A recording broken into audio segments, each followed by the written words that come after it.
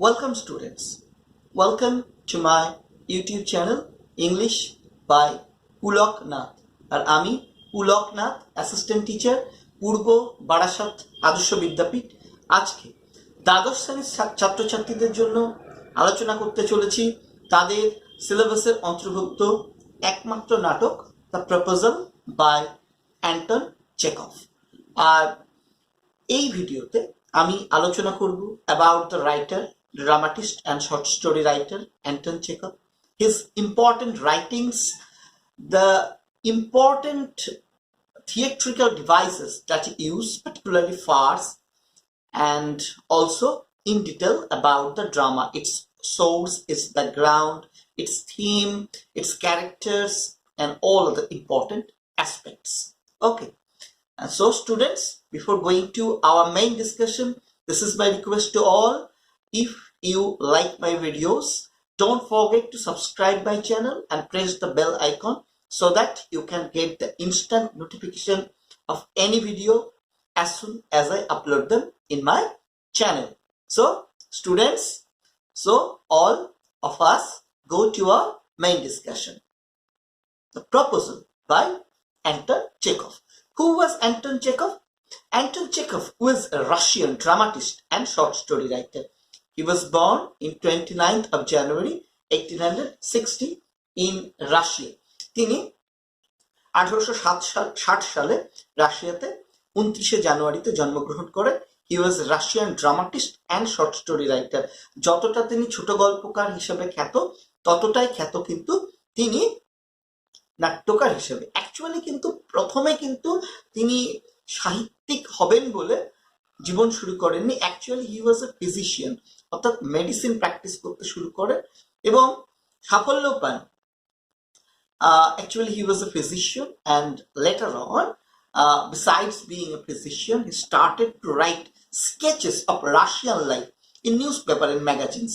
তৎকালীন যে সমস্ত সংবাদপত্র এবং ম্যাগাজিন ছিল, সেই সমস্ত তৎকালীন সংবাদপত্র এবং ম্যাগাজিনে তিনি লিখতে শুরু করেন about different aspects of his own Russian life. তাদের তৎকালীন যে রাশিয়ান সমাজ ব্যবস্থা, সমাজের ত্রুটি বিচ্যুতি, সেইগুলোকে মানুষের চোখে আঙুল দিয়ে দেখিয়ে দেওয়ার জন্য তিনি লিখতে শুরু করেন different sketches, and later on he gradually started writing short stories as well as his dramas. What were his important short stories? Among his important short stories, we could mention The Lady with the Dog, The Duel, Darling, The Bishop, and many other short stories. And among his important plays, we may refer to The Cherry Orchard, The Seagull, Uncle Bonna, and also the drama The Proposal that has been included in your syllabus by W. West Bengal Council of Higher Secondary Education. So এই হচ্ছে তার সাহিত্য কীর্তি আর এই হচ্ছে তার background. So আমরা যদি in particular এইবার থেকে কথা বলবো about the drama, one act comedy the proposal. Okay, আর so what is the source of that particular drama the proposal? এটা তো অবশ্যই বুঝতে পারছো যে he was a Russian dramatist. Naturally he wrote the drama The Proposal in Russian language, and naturally এরকম the proposal এই টাইটেলটাও নিশ্চয়ই দেননি, এটা ইংলিশ টাইটেল। তাহলে তোমরা যে নাটকটা পড়ছো the proposal by Anton Chekhov, it is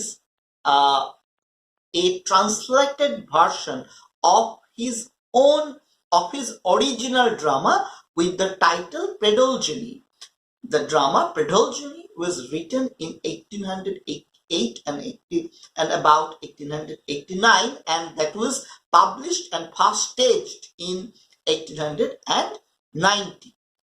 And later on, the drama Predolzheny was translated into English with the title Proposal or Marriage Proposal. এই হচ্ছে বিষয়। আর যে তাহলে what type of this drama, তাহলে দিস ইজ, এটা বুঝতে পারছো বা পড়লে বুঝবে, this is a comedy. Comedy আমরা জানি নাটককে দুটো ব্রড ক্যাটাগরিতে ভাগ করা যেতে পারে, one is tragedy and another is comedy. this is a comedy. That means the main purpose of this drama is to make us laugh and as well as to refer to point out to some important social issues. যে নাটক যার মূল উদ্দেশ্য হলো আমাদের হাসানো এবং কতগুলো গুরুত্বপূর্ণ সামাজিক ইস্যুর প্রতি আমাদেরকে নির্দেশ করা।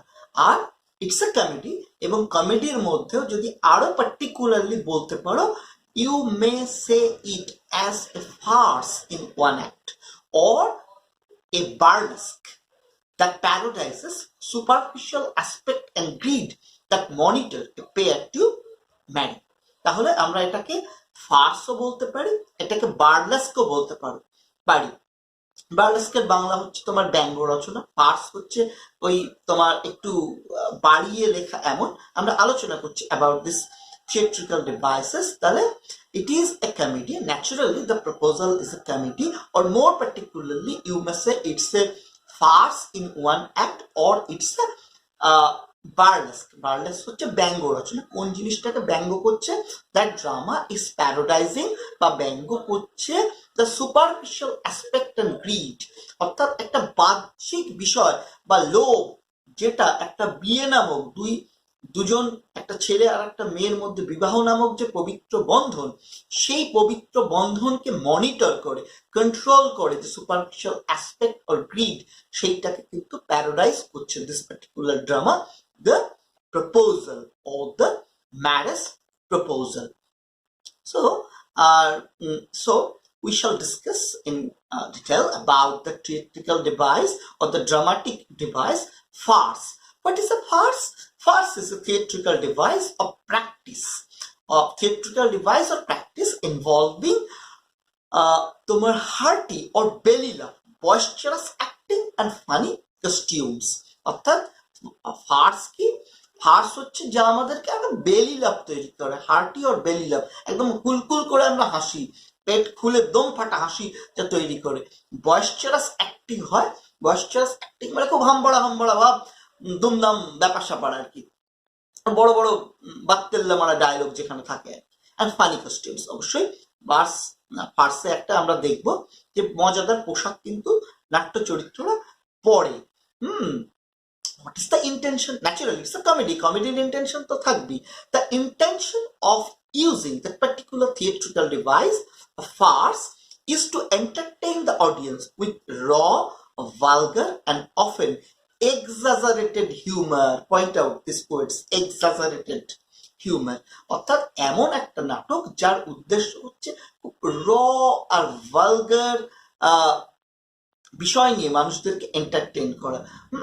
অর্থাৎ খুব সূক্ষ্ম দাগের হাসি নয়, খুব সূক্ষ্ম দাগের হাসির বিষয় কিন্তু নয়, একদম লোয়ার লেভেলের, খুব মানে ভালগার লেভেলের কিন্তু হাসি আমরা যার মধ্যে দেখতে পাবো। এবং often we find exaggerated humour. Humour হচ্ছে যা আমাদেরকে হাসায়, অবশ্যই কমিক হিউমার, কিন্তু এক্সাজারেটেড হিউমার অর্থাৎ একটা সামান্য বিষয়কে ফুলিয়ে ফাঁপিয়ে উপস্থাপন করার নামই হচ্ছে ফার্স। অর্থাৎ ফার্স বলতে একদম এক কথায় আমরা বুঝবো এমন একটা বিষয় যা ফুলিয়ে ফাঁপিয়ে আমাদের সামনে উপস্থাপন করা হয়। তাহলে if we consider this particular drama, the proposal, we will find that if we analyze this drama, that this drama has, particularly saying, no plot at all. It is actually a situation somewhat exaggerated, অর্থাৎ একটা ফুলিয়ে ফাঁপিয়ে বলা একটা পরিস্থিতিকে আমাদের সামনে তুলে ধরা হয়েছে। A situation that involves marriage proposal, একটা পরিস্থিতি যা বিয়ের প্রস্তাবকে কেন্দ্র করে কিন্তু আবর্তিত হচ্ছে। অর্থাৎ যখন তোমরা প্রথম থেকে শেষ পর্যন্ত নাটকটা পড়বে, you will find that there is no particular plot. একটা প্লট হতে গেলে তার একটা কমপ্লিটনেস থাকা দরকার, তার বিগিনিং, মিডিল, ক্লাইম্যাক্স ইত্যাদি ইত্যাদি। But there you will find none of this. You will find only a situation of quarrel between among three characters. What about this quarrel? This quarrel is mainly concerned with marriage proposal and the subsidiaries aspects along with that marriage proposal, the disputes with the piece of land or plot of land oxen meadows and the superiority of the dog that both the dogs that both the Chibukovs and the Lomobs possess. তাই তো, অর্থাৎ একদম সঠিক farce হিসাবে এটাকে তোমরা অবশ্যই অভিহিত করতে পারো।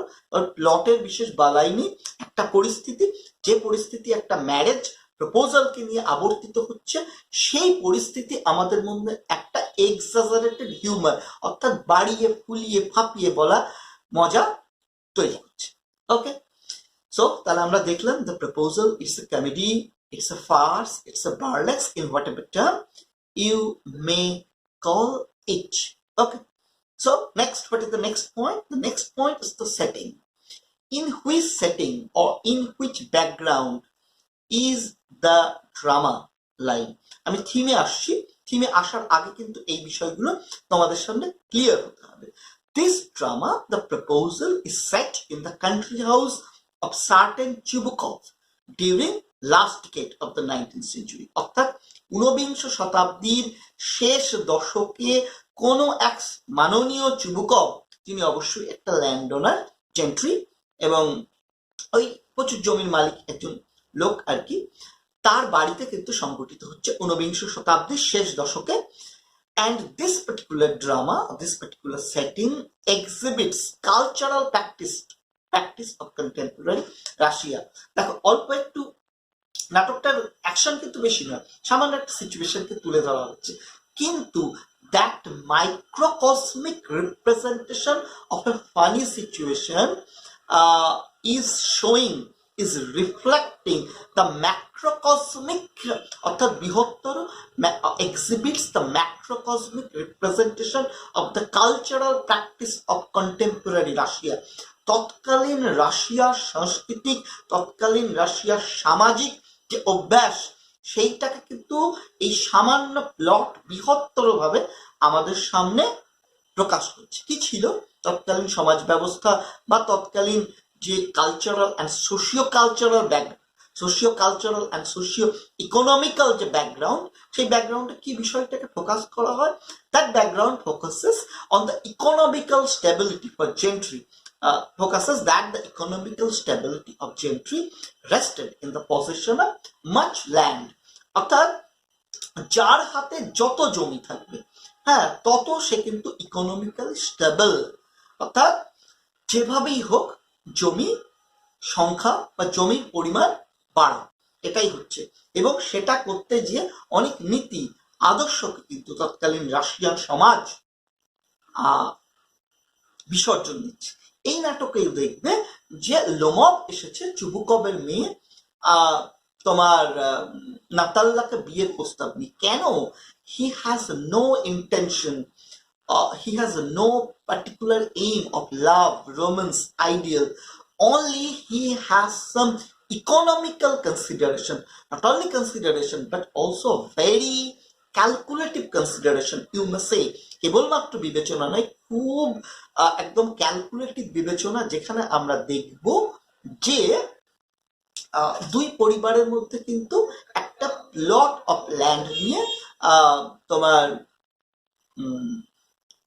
তোমার বিতর্ক আছে। অর্থাৎ বার্ন্টমাস আর বারচুট দুজনের জমি, তার মাঝখানে একটা প্লট অফ ল্যান্ড, অর্থাৎ Bartmash belongs to the Lomovs and Barchut belongs to the Chubukovs. There is a plot of land lying in between these two lands that is called Oxen Meadows. This is a plot of dispute. দুই পরিবারই দাবি করে এটা তাদের, এটা বিতর্কমূলক জমি।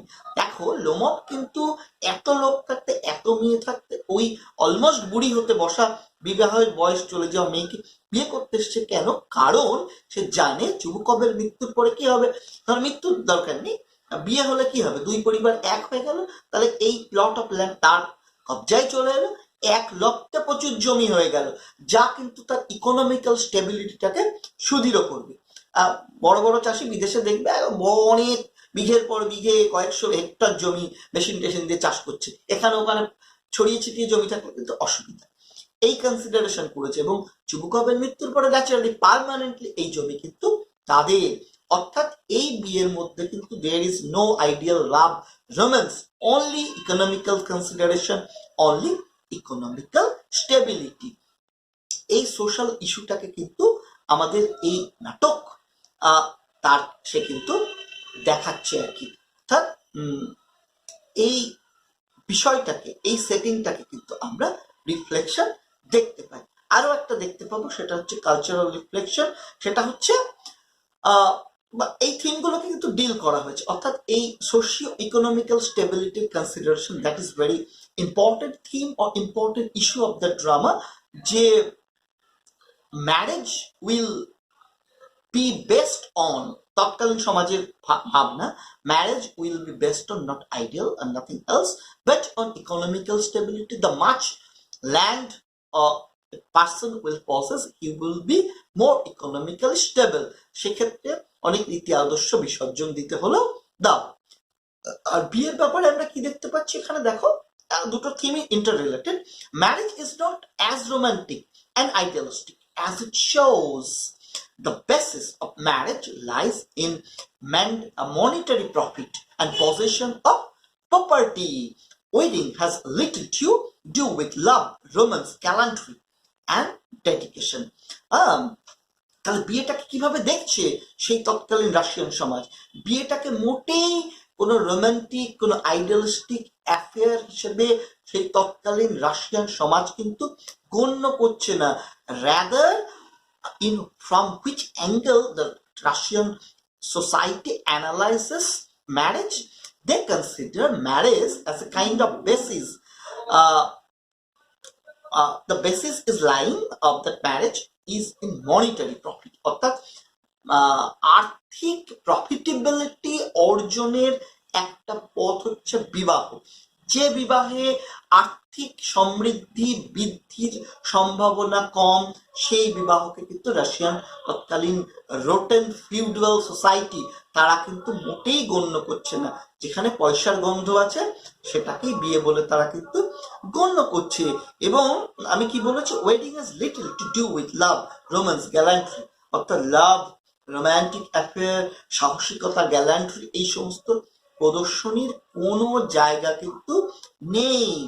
Rather এটা কি way of gaining economical stability. আরো একভাবে এটাকে you may analyse, you may explain, it's a means of to gratify social pressure and gain socio economical stability. অর্থাৎ দুটো অ্যাঙ্গেল থেকে গুছিয়ে যদি বলতে পারো বিবাহটাকে কিভাবে রাশিয়ান সমাজ দেখছে, এটা হচ্ছে একটা হচ্ছে তোমার গ্র্যাটিফাই সোশ্যাল প্রেশার।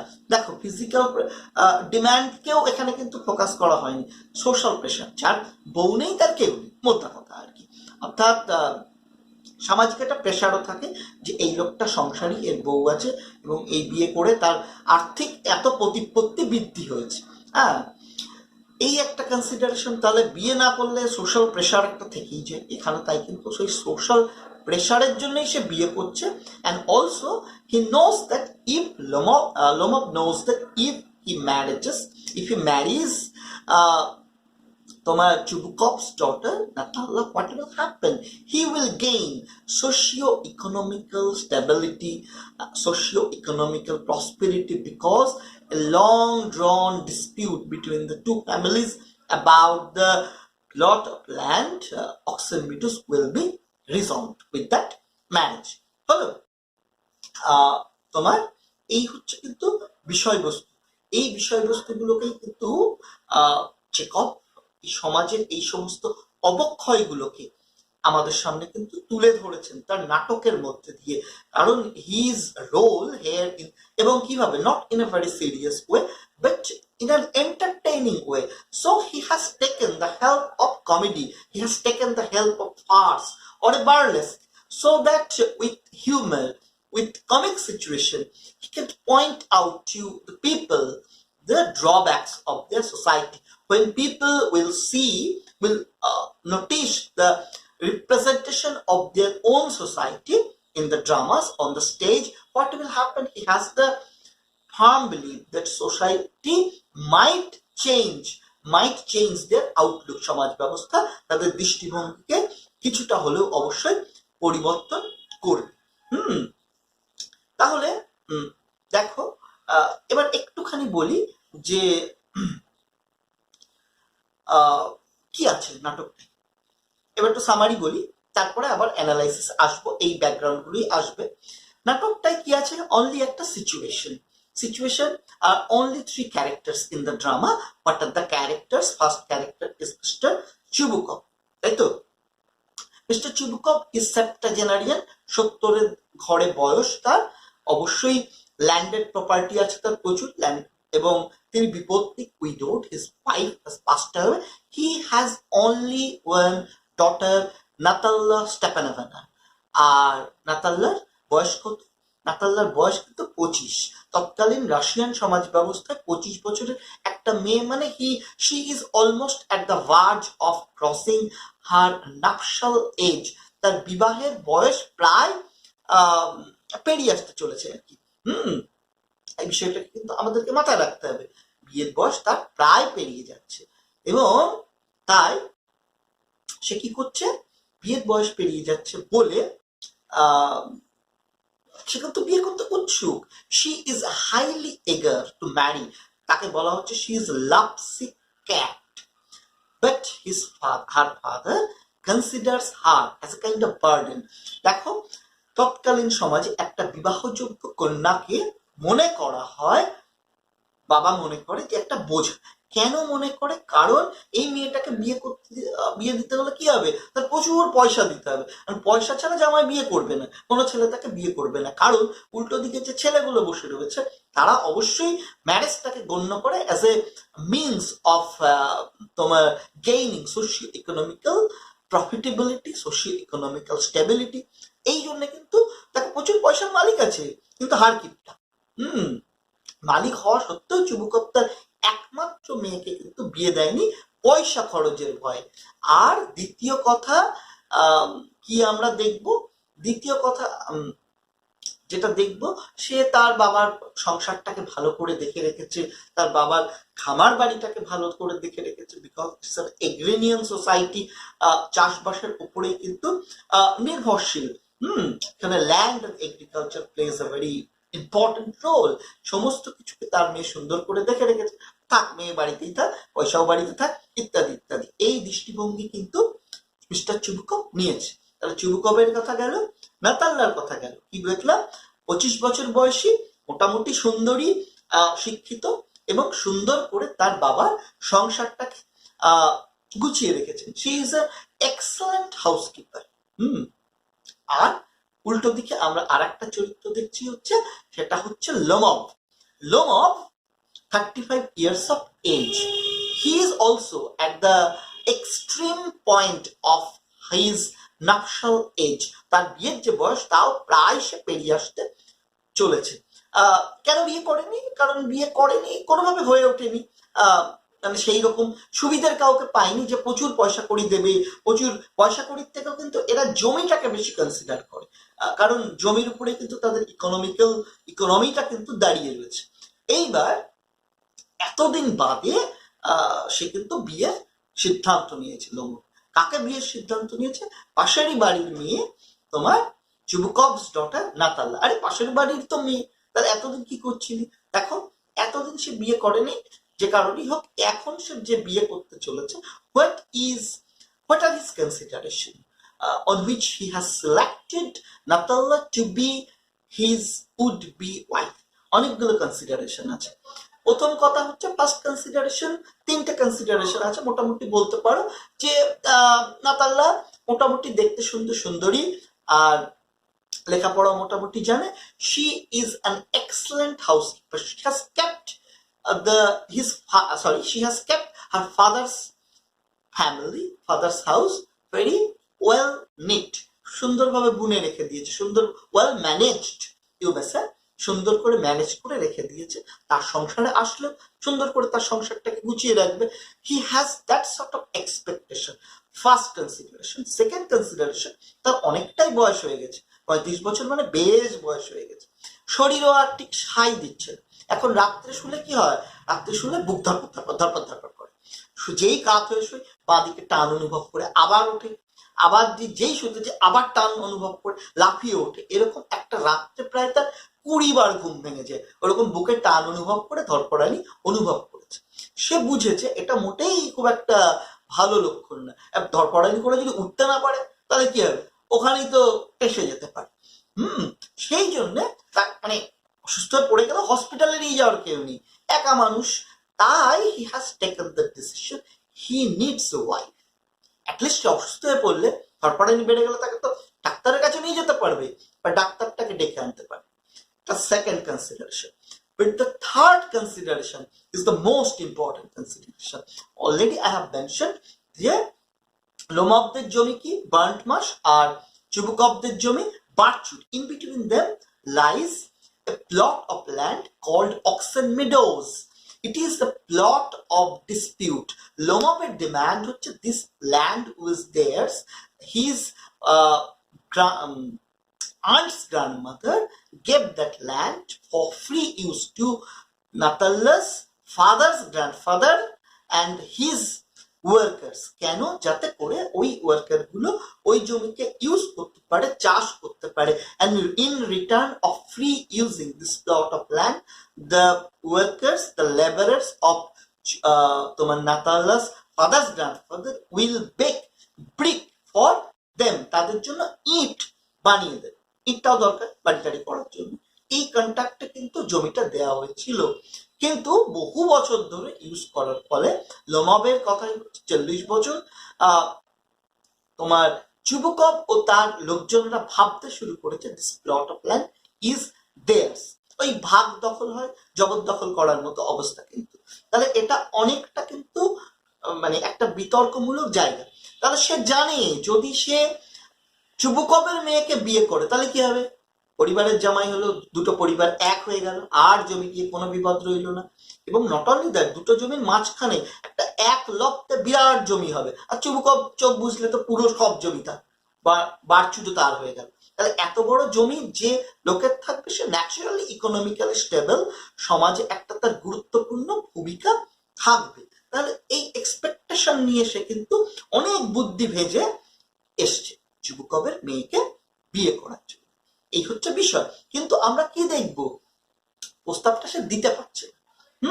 প্রস্তাব দেওয়ার আগেই দুবার আমরা দেখবো ঝগড়া বেঁধে যাচ্ছে তোমার নাতাল্লার সাথে। ফার্স্ট ঝগড়াটা কি নিয়ে? About that oxen Meadows, both of them claiming this plot of land as theirs. None is ready to accept the defeat. এবং ন্যাচারালি বিরাট ঝগড়া হচ্ছে। নাতাল্লা তো আচ্ছা করে লোমবকে ধুয়ে দিচ্ছে, নাতাল্লার বাবা এসে যোগ দিচ্ছে, দুজনে মিলে কিন্তু একদম আউট করে দিচ্ছে, আর বিয়ের প্রস্তাবটা পারতে পারলো না। যদিও চুবুকবকে বলেছে। এইবার চলে যাওয়ার পরে যখন লোমব চলে যাচ্ছে তখন বলছে, জানো, মেয়েকে বলছে এই বেটা এসেছিল তোমাকে বিয়ের প্রস্তাব দিতে। অমনি কি হচ্ছে, আমরা 360 ডিগ্রি ভল্ট। যে লোকটাকে একদম বাপন্ত করে গাল দিয়ে, গাল বন্ধ করে, হাজারো কথা বলে বিদেয় করা হয়েছে, তখনই ভল্ট খেয়ে যাচ্ছে কিন্তু নাতাল্লা। সে কান্নাকাটি জুড়ে যাচ্ছে, please call him, call him. High high, এটা তো বুঝতে পারি। দেখছে একটা প্রসপেক্টিভ হাজবেন্ড সামনে থেকে চলে যাচ্ছে, কারণ শি ইজ লাভসিক ক্যাট, সে বিয়ে করতে চায়। হ্যাঁ, আর এরকম একটা পাত্র সামনে দিয়ে চলে যাচ্ছে, মানতে পারছে না। তাহলে যে লোকটাকে এতক্ষণ ধরে গাল বন্ধ করলো তখনই তাকে ডেকে আনার জন্য কিন্তু ব্যস্ত হচ্ছে, এবং তাকে ডেকে আনা হচ্ছে, এবং সে কিন্তু সমস্ত বিষয় উল্টো আচরণ করছে। কেন? কারণ নাতাল্লাও বিয়ে করতে চায়। কিন্তু আমরা দেখব সেই প্রস্তাব ম্যাচিওর হওয়ার আগে তারা আবার ঝগড়ায় রত হচ্ছে। সেই ঝগড়াটা কি নিয়ে? About the dog. দুজনেরই একটা করে কুকুর আছে, একটার নাম স্কুইজার, একটার নাম তোমার একটা নাম আছে, দেখে নিও। ওই নিয়ে তাদের কিন্তু ঝগড়া হচ্ছে,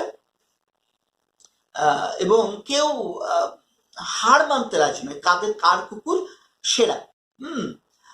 এইবার তো ন্যাচারালি আবার ঝগড়া হচ্ছে, এবং লোমব প্রায় অজ্ঞানী হয়ে যাচ্ছে। যে মুহূর্তে তোমার জ্ঞান ফিরছে, চুবুকব কিন্তু রিস্ক নিচ্ছে না, সাথে সাথে তার মেয়েকে তার হাতে সমর্পণ করছে, কারণ সে জানে আবার সুযোগ দিলে তারা আবার ঝগড়া করবে। কি ইন্ডিকেশন? এই ইন্ডিকেশন হচ্ছে এটাই, কি হবে বিয়েটায়? কেবলমাত্র ইকোনমিক্যাল স্টেবিলিটি গেইন হবে, সামাজিক প্রতিপত্তি বৃদ্ধি পাবে, কিন্তু will that be a happy marriage? No, not at all. This quarrel and this sort of attitudes of the people indicates that this cannot be a very happy marriage. এটা কিন্তু কখনোই কোনো সুখী বিবাহ কিন্তু হতে পারে না। হুম আহ, দুটো কুকুরের নাম হচ্ছে Squeezer and Guess. Lomov's dog is Guess and Natalya's dog is Squeezer, এটা নোট করবে। আর অর্থাৎ একটা আনহ্যাপি ম্যারেজ, যে ম্যারেজ কেবল দাঁড়িয়েছে ইকোনমিক্যাল স্টেবিলিটির উপরে, সেটাকেই কিন্তু নির্দেশ করছে। ওকে, অর্থাৎ বিষয়টা কোন বিষয়টা কিন্তু আলোকপাত করার চেষ্টা হচ্ছে, তাহলে একটা বোঝানো হচ্ছে কিন্তু, বুঝতে পারছো, এমন একটা সমাজ ব্যবস্থাকে, একটা সোশ্যাল পিকচারের কোশ্চেন আছে যে what social picture do you get from this Russian society. দেখো আমাদের সমাজের সাথে অনেক মিল আছে, আমাদের সমাজেও একটা বিবাহযোগ্য মেয়েকে বোঝা মনে করা হয়, আমাদের সমাজেও কিন্তু একটা বিয়ের প্রস্তাব আসলে লাভ, রোম্যান্স, মেন্টাল তোমার একটা ফ্রিকোয়েন্সি মেলার থেকেও কোন বিষয়গুলোকে বিবেচনা করা হয়, social status, economical status, all things. কোনো বেকার ছেলের হাতে মোটেই মেয়ে তুলে দিতে চায় না, বেকার কেন, প্রতিষ্ঠিত ব্যবসায়ীর হাতেও মানে কোনো মেয়েকে তুলে দিতে রাজি নয় কোনো বাবা। প্রতিষ্ঠিত ব্যবসায়ী, সব মুকেশ আম্বানি অন্য বিষয়, তার হাতেও দেবে না, একটা হয়তো ডি গ্রুপের চাকরি করা ছেলের হাতে তুলে দেবে, কিন্তু কোনো প্রতিষ্ঠিত ব্যবসায়ীর হাতে তুলে দেবে না। কারণ কি কনসিডার করে? Economical stability. এবং ন্যাচারালি ছেলেদের থেকেও পণের দাবিটাও স্বাভাবিক। তাহলে তো তারা ছাড়বে কেন, তারাও তো পণ চাইবে। তুমি চাকরিজীবী জামাই চাও, তাহলে পণ নেবে। অর্থাৎ একটা রাশিয়ান সোসাইটির সাথে ওখানে ল্যান্ড চাইছে, এখানে পণ চাইছে, এরকম ব্যাপার অনেকটা মিল কিন্তু আমাদের সমাজ ব্যবস্থার রয়েছে। তাহলে কেমন সমাজ আমরা দেখতে পাচ্ছি? তাহলে আমরা দেখতে পাচ্ছি এমন একটা সমাজ, এটা হচ্ছে তোমার Russian pre revolution Russian gentry একটা সমাজ, এগ্রিনিয়ান সোসাইটি, যেখানে land and agriculture plays a very important role.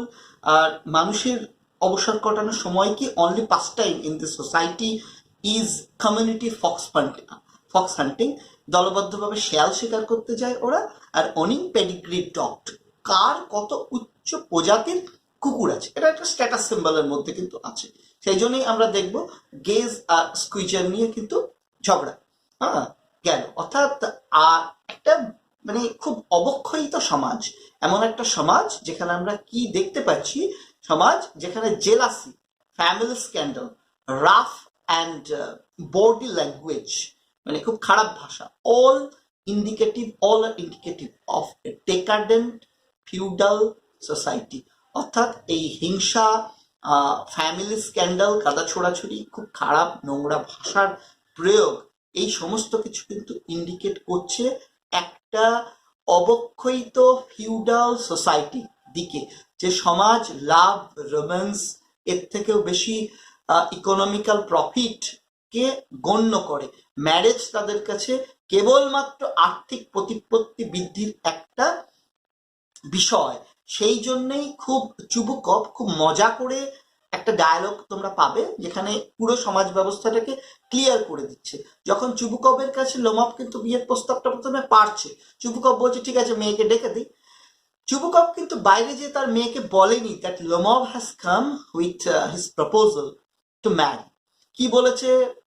Coat unquote কথাটা এরকম, go there's a merchant come for his goods.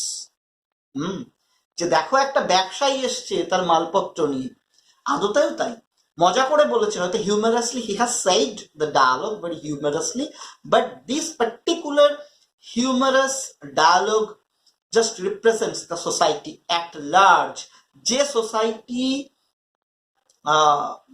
তোমার বিয়েকে লাভ রোমাঞ্চ ভাবে না, বরং বিয়েকে একটা গুডস সেলের একটা উপায় হিসেবে ভাবে, যে গুডস সেলের মধ্যে দিয়ে তোমার গুডসটা এখানে কে, লোমভ, তাকে সেল করছে, আর তার বদলে সে কি অর্জন করছে? Monetary gain, land. অর্থাৎ এই dialogue, go there's a merchant come for his goods, lover বলা উচিত, বাট সেখানে না বলে মার্চেন্ট বলছে। ব্যবসায়ী কিন্তু তার দয়া দাক্ষিণ্য বাড়ির লোক এসব কিছু বোঝে না, সে তার আর্থিক সমৃদ্ধিটাকেই বুঝবে। এখানেও কিন্তু তাই হচ্ছে। আর তোমার লোমভের কাছে নাতাল্লা যোগ্য হচ্ছে কারণ she is an excellent housekeeper. অর্থাৎ সুন্দর বাড়ি রেখে গুছিয়ে রাখে, অর্থাৎ একটা ফ্রিতে বাড়ি ঘর গুছিয়ে রাখার একটা লোক সে পাবে, অর্থাৎ বিয়ের ক্ষেত্রে কিন্তু সে এই বিষয়টাকেই কনসিডার করছে। তাহলে আমরা বুঝতে পারছো, the society, the feudal society, decadent society, অবক্ষয়িত সমাজ, তার প্রত্যেকটা চরিত্র, তাদের মধ্যেও আমরা এই অবক্ষয়গুলো দেখতে পাচ্ছি। অর্থাৎ as a writer, as a dramatist, Chekhov was highly concerned about that decadence in his contemporary society. So he wanted to represent that decadent society through his dramas so that the people can watch the drama and they can analyze themselves, and there is a possibility that probable rectification might come in the mind setup of the people in that society.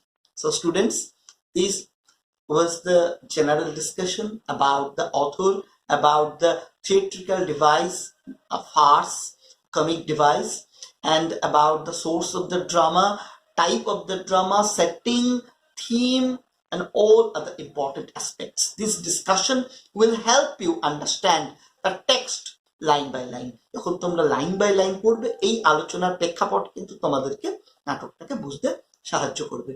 So students, if you have any difficulty in understanding any aspect of the drama, feel free to put your comment in the comment box of my video. I will try to answer them, and don't forget to like my video, and thank you to all for seeing the video till the last.